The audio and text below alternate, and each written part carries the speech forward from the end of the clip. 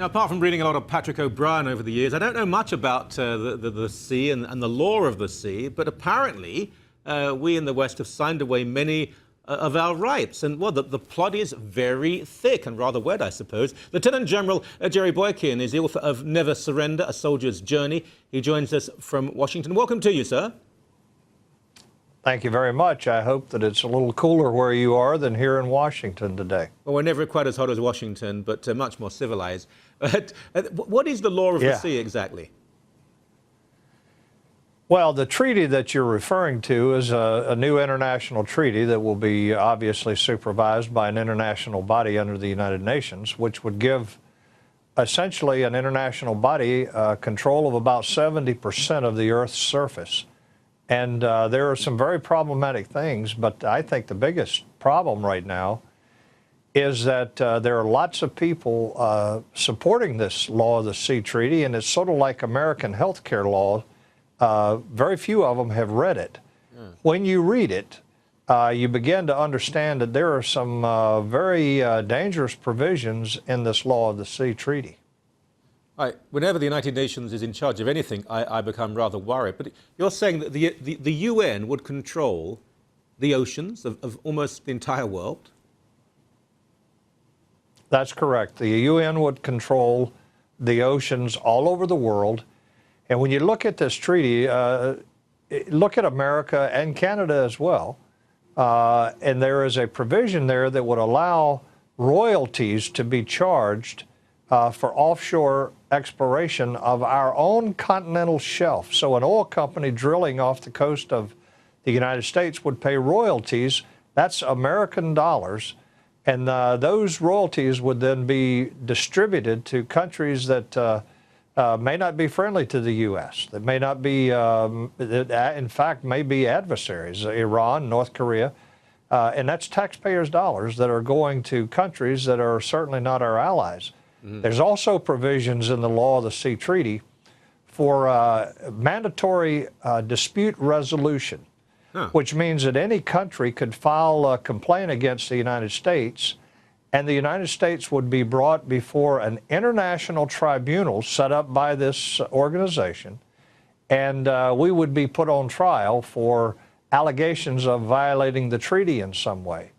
And then probably the other thing that most people are not aware of is that this provides for environmental lawsuits against the United States or any signator to this treaty, which means potentially that U.S. industry that would be deemed guilty of polluting water systems, rivers and that type of thing that empty into the ocean, could be found in violation of the treaty for pollution, again, with heavy fines being levied because of that. This is a very dangerous thing. Let's talk about the military aspect, though, because the United Nations obviously is not objective. It's not fair. This is a country that gave Libya and Syria and Iran and Saudi Arabia awards for being so fair to minorities and having so many human rights. We have Russia, we have dictatorships, we have the Islamic bloc dominant in the United Nations. What about if there is some sort of military dispute between navies with, say, Iran involved, which is actually fairly likely? What's going to happen then? Well, again, this organization would certainly have a element of control in that kind of situation. Now, those who advocate for this will tell you that it does not apply to military operations. The problem is they have not defined military operations. We've seen just in America that, for example, environmentalist groups have made major complaints about the effects of sonar on whales and porpoises and other kinds of sea life. Well, the same thing could happen here. It doesn't define military activities. That's the problem. Right. So because a dolphin or two might be hurt by military technology, that could lead to punishment of the United States or Canada. Well, that's exactly right, and and the U.S. certainly has already dealt with that, just with the environmental groups over the last decade. Is there any way of changing this now, though? Well, I think that Americans and Canadians and every other citizenry around the world needs to get better informed on this, and then make a very strong case with our elected representatives that we don't support this. We don't want an international body controlling the seas. This is a step towards global governance. It's laying the foundations and the groundwork ultimately for global governance.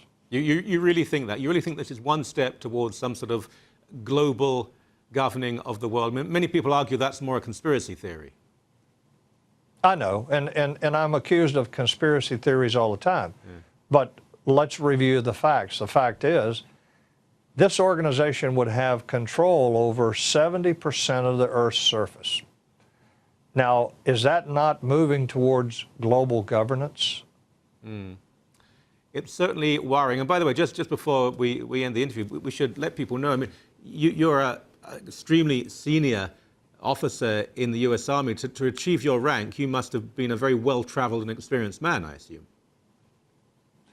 I have been in probably 80 countries around the world.